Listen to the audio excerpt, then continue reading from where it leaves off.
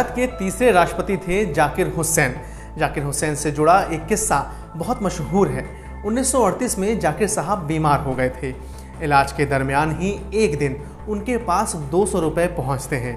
पता करने पर मालूम होता है कि इसे भिजवाया है जमनालाल बजाज ने। फिर क्या था, जाकिर हुसैन साहब ने जमनालाल को खत लिख डाला और उसमें कहा, मैं आपसे सच कहता हूँ, अपनी बीमारी के लिए पैसे इकट्ठा करने का साधन नहीं बनना चाहता। हालांकि मेरी आर्थिक दशा ठीक नहीं थी, लेकिन मेरे भाइयों ने इलाज का खर्च उठा लिया है और आराम व निवास का इंतज़ाम दोस्त डॉक्टर ख्वाजा अब्दुल मुईद ने कर दिया है। 30 अक्टूबर 1938 को लिखे गए इस पत्र में जाकिर हुसैन ने जमनालाल से अनुरोध किया कि इस धनराशि को जामिया की किसी ज़रूरत पर खर्च करने की अनुमति दी जाए। जमनालाल का ये धन जामिया के काम आया, लेकिन जमनालाल के जीवन में ऐसे और भी कई मौके हुए जब उन्होंने अपनी संपत्ति और धन को दूसरे लोगों को दिया। यहाँ तक कि गांधी जी को भी कहना पड़ा कि जमनालाल का हर घर एक धर्मशाला है। बापू उन्हें अपना 5वां पुत्र मानते थे। जमनालाल का जन्म 4 नवंबर 1889 को हुआ था। आज झरोखा में हम जानेंगे जमनालाल बजाज के जीवन के बारे में। नमस्कार, मैं हूं मुकेश। अगर आप इस वीडियो को YouTube पर देख रहे हैं तो हमारे चैनल को सब्सक्राइब करें, और अगर आप इस वीडियो को Facebook पर देख रहे हैं तो पेज को लाइक करना और फॉलो करना न भूलें। आइए आज का सफ़रनामा शुरू करते हैं।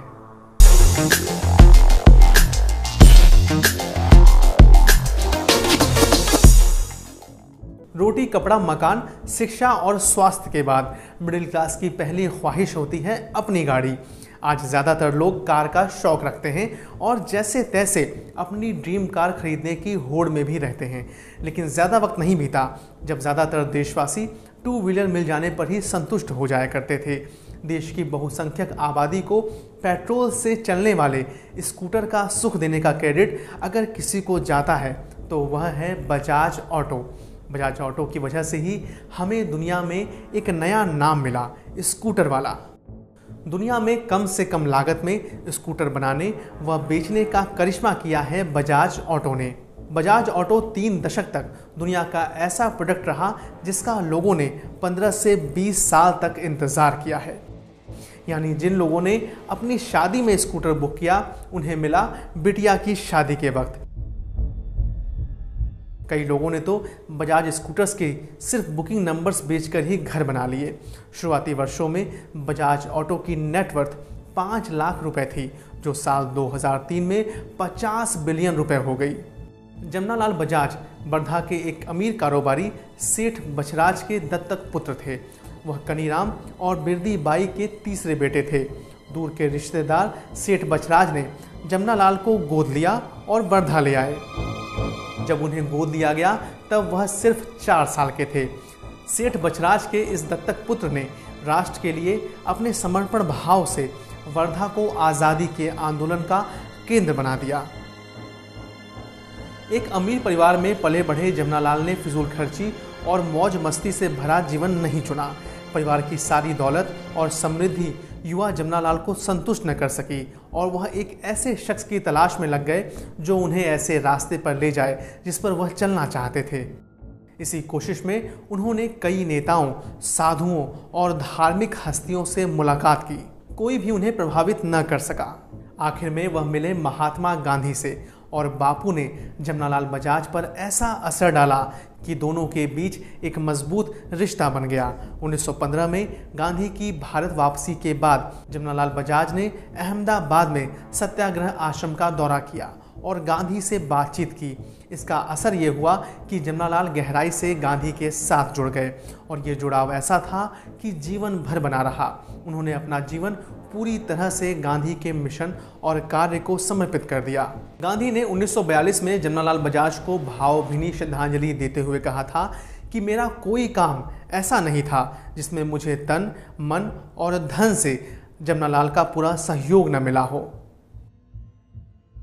1920 तक गांधी ने भारत की आज़ादी के आंदोलन की बागडोर संभाल ली और जमनालाल पूरे दिल से इसमें जुड़ गए।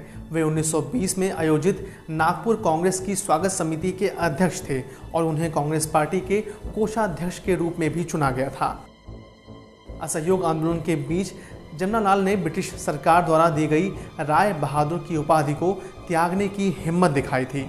1921 में वे विनोबा भावे के सत्याग्रह आश्रम की एक शाखा शुरू करने के लिए उन्हें वर्धा लाने में सफल रहे। 1923 में जलियांवाला बाग हत्याकांड की याद में उन्होंने सरकारी प्रतिबंध के बावजूद नागपुर में ध्वज सत्याग्रह का आयोजन किया, जिसके बाद उन्हें 18 महीने की जेल की सज़ा सुनाई गई और 3000 रुपये जुर्माने का दंड भी लगाया गया। वे स्वतंत्रता संग्राम के अहम नायक बनकर उभरे। उन्होंने अपने गुरु के मिशन और काम को आगे बढ़ाने के लिए गांधी सेवा संघ का गठन किया था। तब गांधी जी जेल में थे। 1924 में गांधी ने जेल से रिहा होने के बाद राष्ट्र से जुड़े कार्यों पर ध्यान केंद्रित किया। जमनालाल वह मजबूत स्तंभ थे जिस पर गांधी कभी भी भरोसा कर सकते थे। 17 जुलाई 1928 को वर्धा में लक्ष्मी नारायण मंदिर में रूढ़िवादी हिंदुओं के कड़े विरोध के बावजूद दलितों के दरवाजे उन्होंने ही खोले। उन्होंने 1929 में भारतीय राष्ट्रीय कांग्रेस की अस्पृश्यता विरोधी उपसमिति के सचिव के रूप में भी काम किया।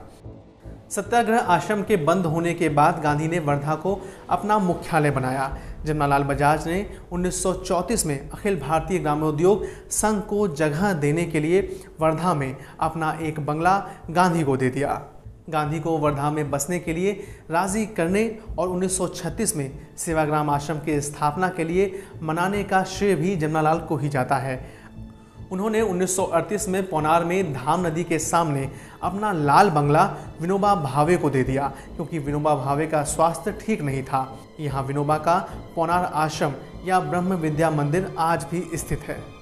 महात्मा गांधी के 4 बेटे थे, लेकिन वे जमनालाल बजाज को अपना 5वां बेटा मानते थे। गांधी ने कहा था कि जमनालाल का बनाया हर घर धर्मशाला बन गया। उन्होंने अपने निवास बजाजवाड़ी को कांग्रेस नेताओं, कार्यकर्ताओं और अन्य लोगों के लिए गेस्ट हाउस के रूप में बदल दिया। यहाँ तक कि उन्होंने वर्धा आने वाले सभी लोगों के लिए वाहन भी उपलब्ध कराया और खुद पैदल चले। अंत में वह सभी कार्यों से हट गए और गोपुरी वर्धा में एक घास फूस की झोपड़ी में रहने लगे, एक चारपाई पर सोने लगे। अपने खराब स्वास्थ्य के बावजूद इस चरण में खुद को गौ सेवा के लिए समर्पित किया।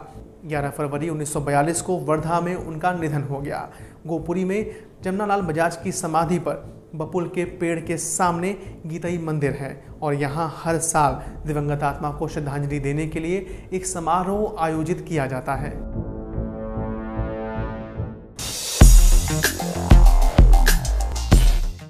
चलते चलते 4 नवंबर को हुई दूसरी घटनाओं पर एक नज़र डाल लेते हैं।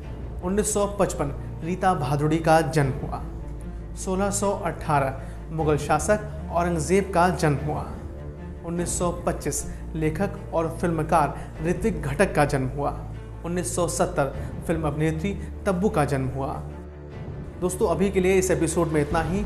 अगली बार फिर मिलूंगा एक नए एपिसोड में एक नई अनसुनी कहानी लेकर। आप देखते रहिए एडिटर जी हिंदी।